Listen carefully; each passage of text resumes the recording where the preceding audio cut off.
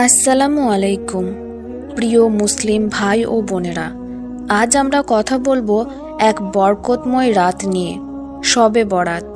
এই রাত হলো ক্ষমা, রহমত, রিজিক এবং তাকদিরের সিদ্ধান্তের রাত। অনেকেই এই রাতে দোয়া করে, কিন্তু জানেন কি, এমন কিছু আমল আছে যা করলে আল্লাহ কখনো বান্দাকে খালি হাতে ফেরান না। আজকের এই ভিডিওতে জানবো শবে বরাতের রাতে এমন 4টি আমল যা করলে দোয়া কবুল হওয়ার সম্ভাবনা বহু গুণ বেড়ে যায়। ভিডিওটি শেষ পর্যন্ত দেখবেন, কারণ শেষের দোয়াটি হতে পারে আপনার জীবনের মোড় ঘুরিয়ে দেওয়ার দোয়া। শবে বরাতের গুরুত্ব। শবে বরাত মানে মুক্তির রাত। এই রাতে আল্লাহ তাআলা অসংখ্য বান্দাকে জাহান্নাম থেকে মুক্ত করেন।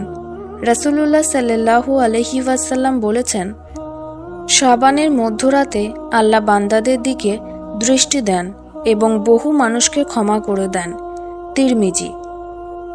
এই রাতে ফেরেশতারা আল্লাহর আদেশে মানুষের তাকদীরের কাগজ লিপিবদ্ধ করেন। তাই এই রাত আমাদের জীবনের সবচেয়ে গুরুত্বপূর্ণ একটি সুযোগ। প্রথম আমল, খাঁটি তওবা ও ইস্তেগফার।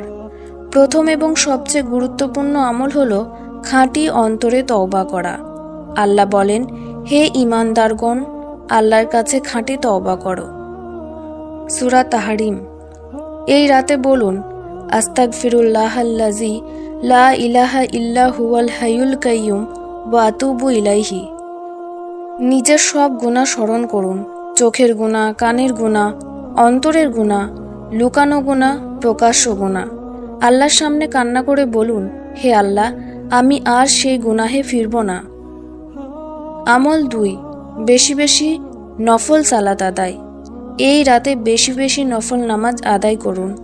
2 রাকাত, 4 রাকাত, 8 রাকাত, যত পারেন। নামাজ শেষে বলুন, ইয়া আল্লাহ, এই নামাজ তোমার সন্তুষ্টির জন্য। রাসূলুল্লাহ সাল্লাল্লাহু আলাইহি ওয়াসাল্লাম বলেছেন, যে ব্যক্তি রাতে ইবাদতের জন্য দাঁড়ায়, আল্লাহ তার মর্যাদা বাড়িয়ে দেন। এই নামাজের মাধ্যমে আল্লাহর নিকট আপনার হৃদয় নরম হয়ে যাবে, আর নরম হৃদয় থেকে করা দোয়া কখনো প্রত্যাখ্যান হয় না। আমল 3, কুরআন তিলাওয়াত ও দরুদ শরীফ। এই রাতে কুরআন তিলাওয়াত করুন, অন্তত 1 পারা বা যতটা সম্ভব। বিশেষ করে বেশি বেশি দরুদ পড়ুন। রাসূলুল্লাহ সাল্লাল্লাহু আলাইহি ওয়াসাল্লাম বলেছেন, যে ব্যক্তি আমার উপর একবার দরুদ পাঠ করে, আল্লাহ তার উপর 10টি রহমত নাজিল করেন। যত বেশি দরুদ পড়বেন, তত বেশি দোয়া কবুলের দরজা খুলে যাবে। আমল 4, কান্না ভেজা দোয়া ও মোনাজাত। এটাই সবচেয়ে গুরুত্বপূর্ণ আমল, মন থেকে কান্না করে দোয়া করা। আল্লাহ বলেন, তোমরা আমাকে ডাকো, আমি তোমাদের ডাকে সাড়া দেব। সূরা গাফির আয়াত 60। এই রাতে দোয়া করুন, নিজের জন্য, পরিবারের জন্য, উম্মতের জন্য। দুনিয়া ও আখিরাতের কল্যাণ চান, মৃত আত্মীয়দের জন্য মাগফিরাত চান। আপনার জীবন, পরিবার, রিজিক, রোগ মুক্তি, হেদায়েত ও আখিরাতের সফলতার জন্য বলুন, ইয়া আল্লাহ, আমাকে ক্ষমা করো। ইয়া আল্লাহ, আমার মা বাবাকে ক্ষমা করো। ইয়া আল্লাহ, আমার ভবিষ্যৎ সুন্দর করে দাও।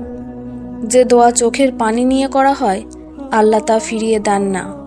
এই বরকতময় রাতে আমাদের সব গুনাহ ক্ষমা করে দাও, আমাদের অন্তরকে পবিত্র করে দাও, আমাদের দোয়াগুলো কবুল করে নাও, আমাদের নামকে সৌভাগ্যবানদের তালিকায় লিখে নাও, আমাদের জীবনকে ইসলামের আলোয় সুন্দর করে দাও, আমাদের